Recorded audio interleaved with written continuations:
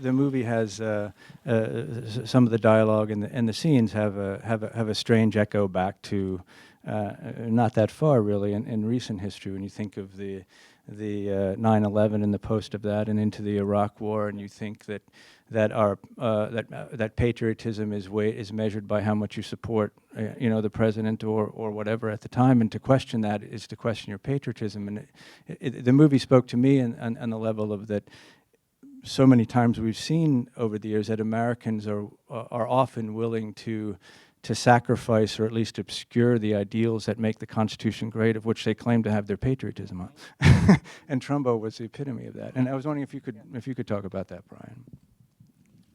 I just think that whenever, in this case, the First Amendment, whenever civil liberties are in jeopardy, and we experience overreach from a government committee, in this case, it is an alarming act, an egregious act.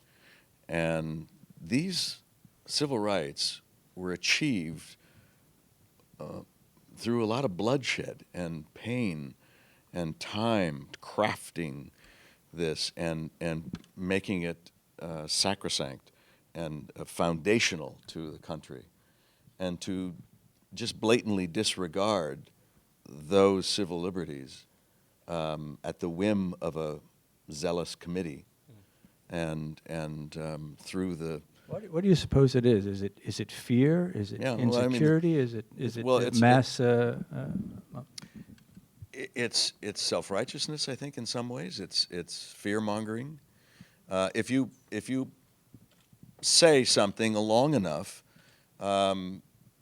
even if it's not true, what does develop in studies is that they show that the public starts to believe it, and the perception of the truth takes over, and that many times it is far more important, the perception of what is true as opposed to what is true. And I wonder that it's curious that happened before the days, of course, of instant information and being able to dispute or support assertions by a committee or by other people.